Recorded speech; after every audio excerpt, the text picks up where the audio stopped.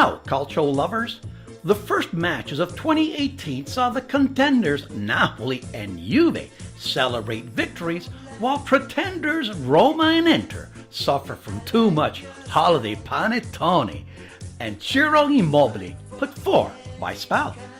In Europe, the new year sees all the top clubs running away with the domestic titles, and lots of crazy money being spent on transfer fees. My name is Graziano. This is the Italian Soccer Addict broadcast, and you are where you need to be to get all your soccer information. Andiamo! Buonasera, signorina. On the weekend, I called my cousin Enzo in Italy, where he told me it was 19 degrees and sunny. When I told him that here in Ottawa it was minus 40 with the wind chill, all he could say was, minchia.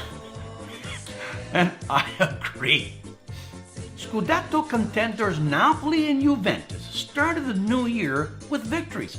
First off, Napoli hosted Verona at the San Paolo.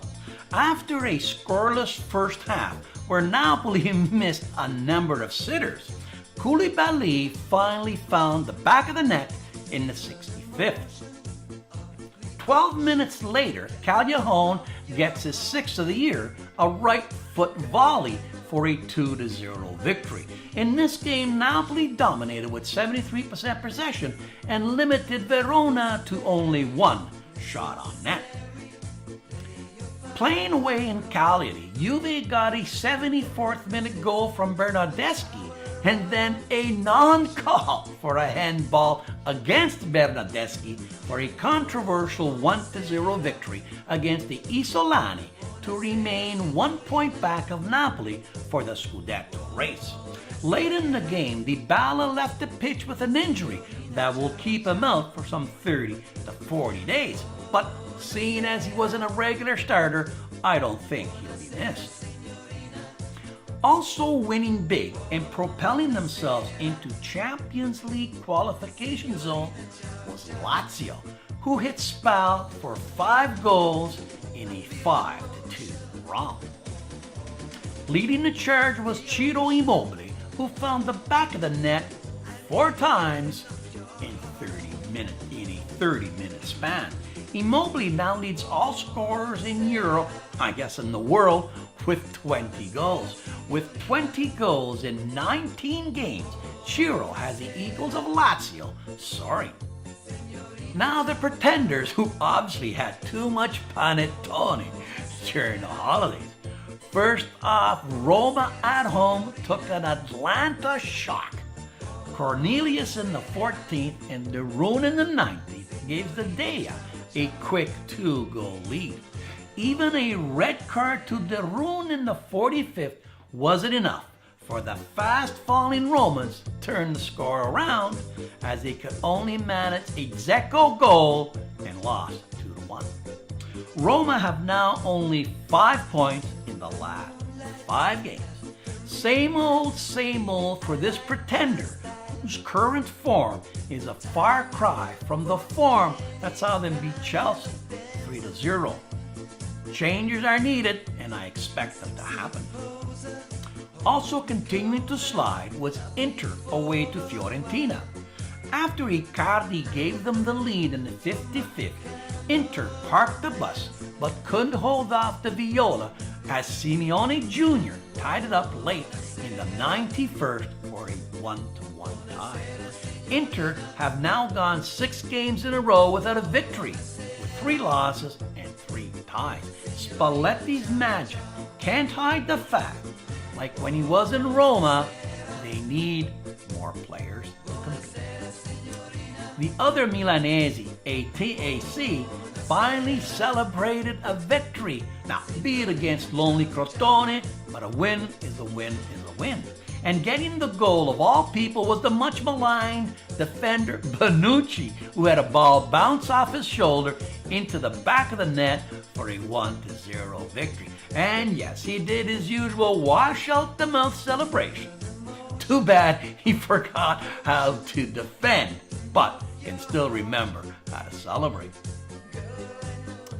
After only one tie from their first 17 matches, the Stregoni conjured up a second victory in a row, this time bewitching Sampdoria 3-2 thanks to 2 goals from Coda. Genoa got an 80th minute goal from Galibanov to beat Sassuolo 1-0. Chievo scored both goals in a 1-1 tie with Udine as Radovanovic in the 9th, followed by an own goal by Tomovic. And finally, Torino, after having fired Mihailovic and replaced him with ex-Napoli and Inter boss Mazzarri, got a boost and put 3 by Bologna, thanks to goals by Di Silvestri, Niang, and Iago Falque. My goal of the week comes from Lazio's Luis Alberto, who imitates Messi by dribbling his way through half the team. Watch this goal. Up the ocean, I'll be the captain of your heart.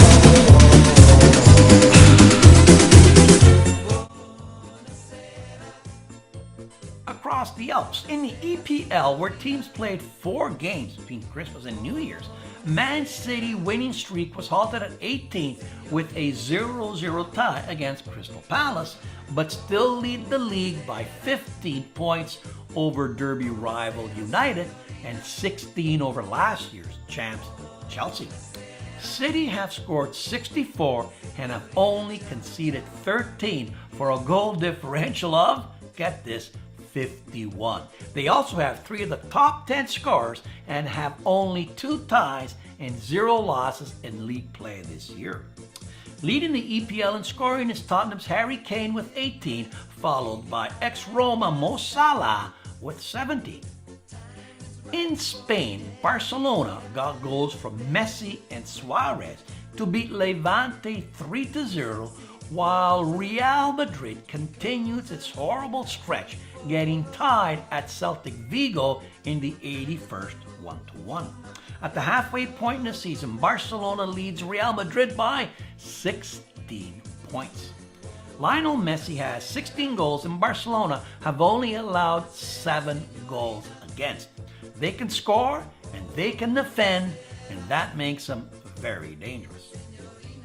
In France and Germany, where they are still eating holiday panettone as they don't start league play till next week, PSG has a 9-point lead on Monaco, and Bayern Munich are 11 up on Schalke. That's it from across the pond. Back to the boot. The winter transfer market opened January 2nd, and it didn't take long for teams to splash ridiculous amounts of cash. First off, Barcelona finally completed the long-running Philippe Coutinho transfer saga, paying Liverpool 120 million euros upfront and another 40 million in bonuses.